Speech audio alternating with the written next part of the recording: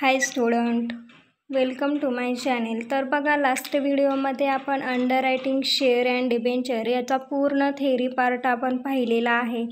जर तुम्हाला theory part समजला नसेल तर तुम्ही तो व्हिडिओ पाहिला नसेल तर यूट्यूब चॅनेलच्या प्लेलिस्टमध्ये जाऊन तो व्हिडिओ तुम्ही पाहू शकतात. तर बघा, आजच्या व्हिडिओमध्ये आपण जो तुमचा अंडर रायटिंग अकाउंटिंग हा जो चॅप्टर आहे BCom third year semester 5 advance अकाउंटिंगमधील chapter debenture, underwriting debenture या चॅप्टरचे आपण प्रॉब्लेम पाहत आहोत. तर बघा, आज आपण पहिला प्रॉब्लेम घेणार आहोत. तर बघा, तुम्हाला मी काल थेरीमध्ये पूर्ण सांगितलेलं आहे.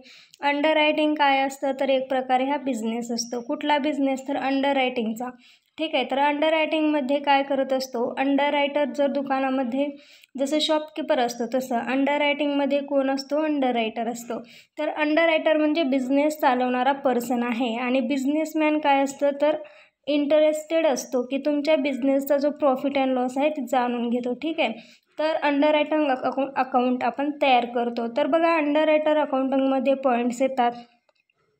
आपण ते पूर्ण पॉईंट्स थेरीमध्ये पाहिलेले आहेत. तर बघा, आजच्या व्हिडिओमध्ये आपण हा प्रॉब्लेम पाहणार आहोत. जर तुम्ही चॅनेलवरती नवीन असाल, चॅनलला सबस्क्राईब केलं नसेल तर चॅनलला सबस्क्राईब करा.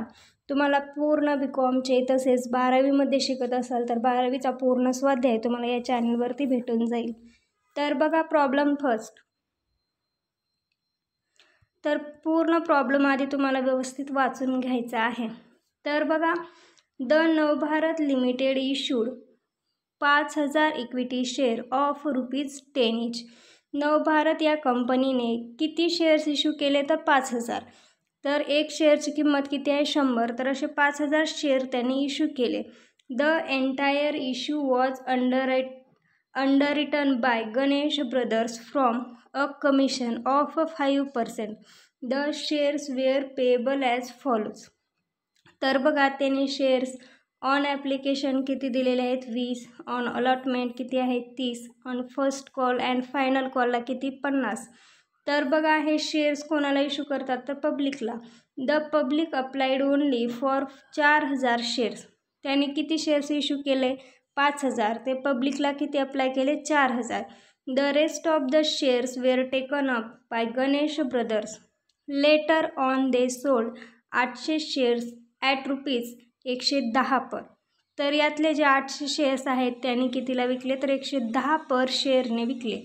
आणि the underwriters expenses amounted to ₹5,000. Underwriter expenses amount आहे 5,000. On the date of accounting the market value of the share was ₹120. Market price किती आहे, 120.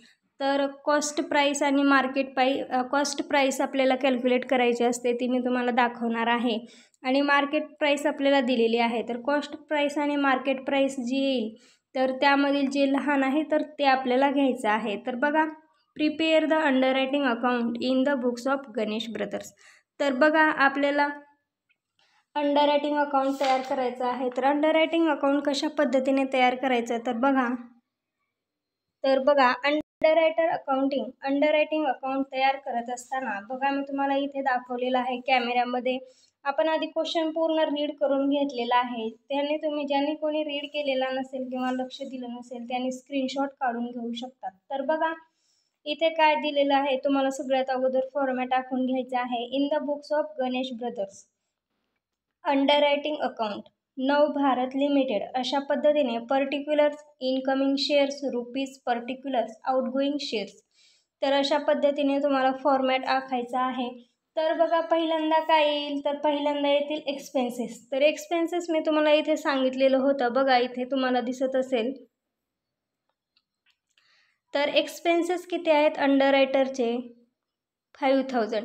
तर बघा, जेव्हा एक्सपेन्सेस असतात तर तेव्हा आपण थेरी पार्टमध्ये पाहिलेले आहे. तर एक्सपेन्सेस आपण कुठे लिहितो, तर अंडर रायटिंग अकाउंटच्या डेबिटला. टू बँक अकाउंट किती आहेत एक्सपेन्सेस, 5,000. तर इथे कंसामध्ये तुम्ही एक्सपेन्सेस असं लिहायचं आहे.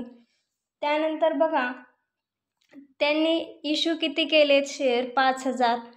आणि कशा पद्धतीने इश्यू केले आहेत तर ऑन ॲप्लिकेशनवरती कितीने 20 रुपयाने, अलॉटमेंटवरती 30 रुपये आणि फर्स्ट अँड फायनल कॉलवरती 50 रुपयाने. तर बघा आपल्याला वर्किंग नोट करायची आहे. तर वर्किंग नोट करत असताना काय फॉर्म्युला आहे तर बघा, वर्किंग नोटमध्ये तुम्ही लक्ष द्या. वर्किंग नोट आपल्याला 3 होतील. पहिली वर्किंग नोट आहे अंडररायटर लायबिलिटी. अंडररायटर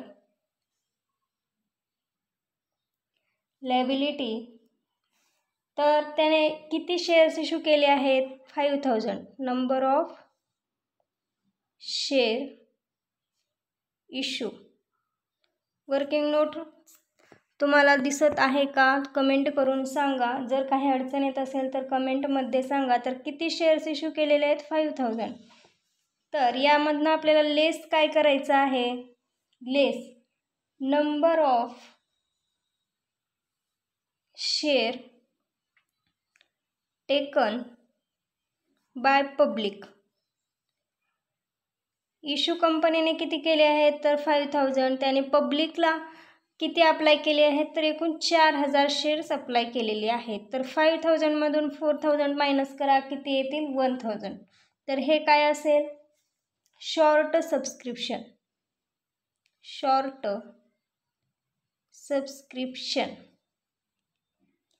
तर हे आपल्याला शॉर्ट सबस्क्रिप्शन भेटलेलं आहे. तर बघा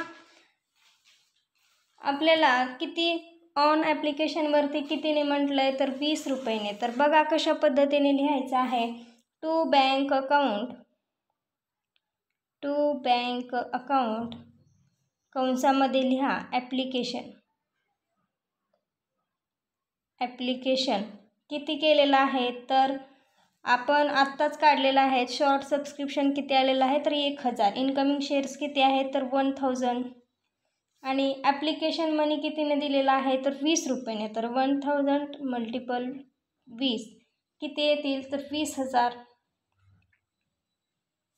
त्यानंतर to bank account,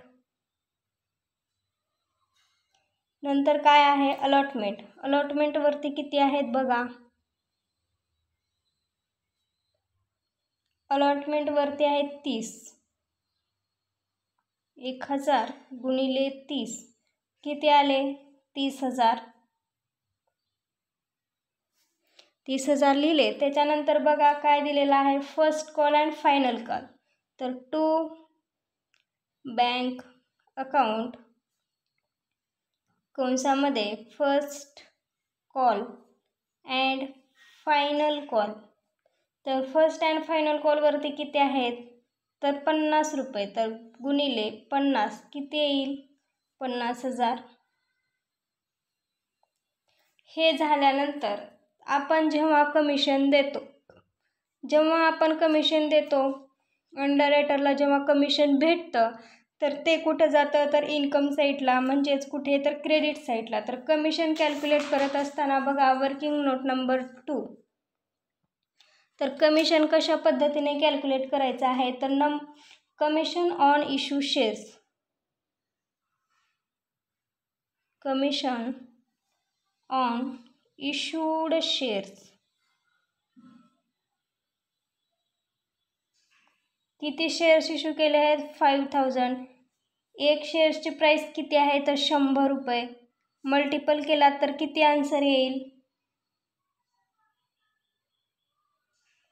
50 lakh. 50 lakh येईल.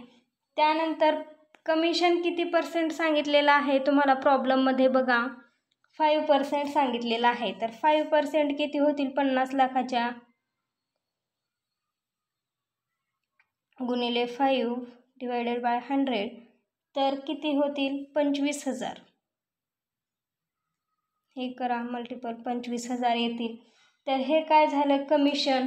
तर हे आपल्याला भेटलेलं आहे, म्हणजेच अंडररायटरला मिळालेलं आहे. तर जे आपल्याला मिळतं आहे तर ते आपण कुठे लिहित असतो तर क्रेडिट साईडला. तर लिहून घ्या बघा, bye bank account commission on 5% of 50 lakh किती आलं तर 25,000. त्यानंतर बघा सेल किती केलेला आहे तर बघा बाय बँक अकाउंट.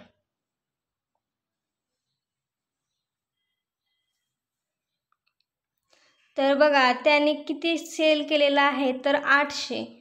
तर हे तुम्हाला 800 इथे लिहायचे आहेत. सेल ऑफ शेअर्स 800 रुपयानं 800 शेअर्स कितीनं सेल केलेला आहे तर 110 रुपयानं. तर मल्टिपल करा किती येईल 88,000. त्यानंतर बघा प्रॉब्लेममध्ये त्याने जेवढे सेल केलेला आहे तर तेवढा आपण इन्कम साईडला लिहित असतो, म्हणजेच क्रेडिट साईडला घेत असतो. त्यानंतर आपल्याला काढायचं आहे काय तर कॉस्ट पर शेअर. तर कॉस्ट पर शेअरचा एक फॉर्म्युला आहे तर तो लिहून घ्या आणि कॅल्क्युलेट करा. Working note 3 cost per share. तर फॉर्म्युला बघा काय आहे. Total debit minus total credit excluding divided by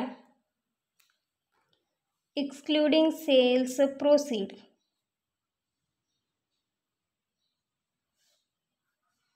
divided by करायला divided by number of share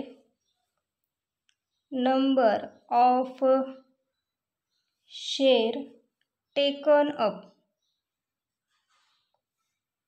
minus number of share transfer to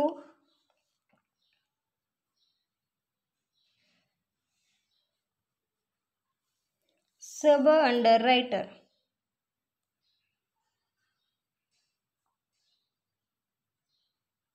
तर बघा टोटल डेबिट म्हणताय तर टोटल डेबिटची करा. डेबिटची टोटल किती येईल 5,000 प्लस 20,000 प्लस 30,000 प्लस 50,000.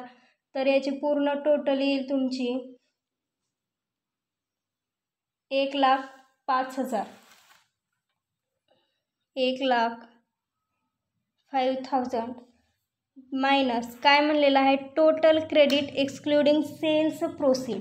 तर सेल्स किती आहे तर 25,000 इथे कॅल्क्युलेट केलेलं आहे बघा आपण कमिशन. हे सेल्स किती आले आहेत तर 25,000. 25,000 यातून मायनस करा divided by number of share taken up. तर किती शेअर्स आहेत. शॉर्ट सबस्क्रिप्शन किती आहे तर 1,000 minus number of share transfer to sub underwriter. Sub अंडररायटरला इथे ट्रान्सफर केलेले आहेत का तर नाही, तर त्याच्यामुळे इथे काय येईल नील. तर इथे बरोबर करा 1,05,000 मायनस 25,000 डिवायडेड बाय 1,000 किती येईल तर 80% पर शेअर. तर हे कॉस्ट पर शेअर्स किती आलेले आहेत तर 80%.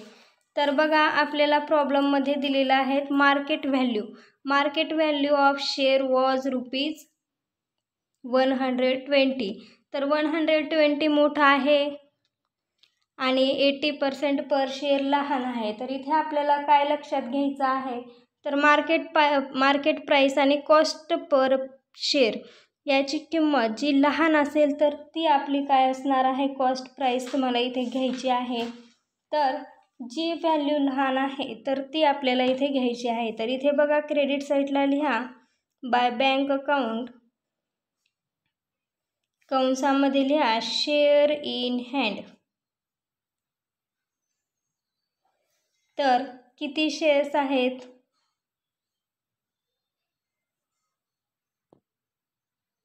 800 त्याने सेल्स केलेले आहेत. तर राहिले किती 1,000 मधले. तर बघा तुम्हाला इथे डेबिट नेट प्रॉफिट काढून घ्यायचं आहे. तर बघा to profit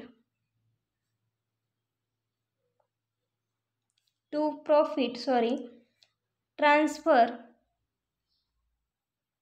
profit and loss account. तर बघा, डेबिटची टोटल करा, क्रेडिटची टोटल करा. कोणती टोटल मोठी येईल? क्रेडिट साईडची टोटल मोठी येईल. तर बघा, दोन्हीकडे लिहून घ्या. 1,29,000, 1,29,000. इथे बघा, तुम्हाला नेट प्रॉफिट काढायचं आहे. त्याच्यासाठी तुम्हाला हे जे शेअर्स आहेत इनकमिंग 1,000, इकडे किती आहेत तर 800 आहेत. तर 1,000 मायनस 800 राहिले किती? 200. तर हे काय झाले? कॅश शेअर इन हँड किती आहे तर 200. आणि आपली कॉस्ट पर शेअर किती आले आहेत? 80%. तर 80 म्हणून 200 मल्टिपल 80 किती झाले तर 16,000. तर याची टोटल केल्यानंतर येईल 1,29,000. तर डेबिट साईडची टोटल 1,29,000 मधून लेस करा. तर प्रॉफिट किती येईल? 24,000. तर बघा, तुम्हाला अशा पद्धतीने हा प्रॉब्लेम सोडवायचा आहे. यात काही अडचण असेल, काही समजलं नसेल किंवा कमिशन कशा पद्धतीने कॅल्क्युलेट करायचं ते जर समजलं नसेल तर तुम्ही कमेंट करून विचारू शकतात. त्याचबरोबर हे तुम्हाला 3 फॉर्म्युले लक्षात ठेवायचे आहेत. कोणते? तर बघा, नंबर ऑफ शेअर इश्यू, त्याने किती शेअर्स इश्यू केलेले आहेत ते, त्याच्यातनं लेस करायचं आहे number of share taken by public. ते लेस केल्यानंतर आपल्याला काय भेटेल तर शॉर्ट सबस्क्रिप्शन भेटेल.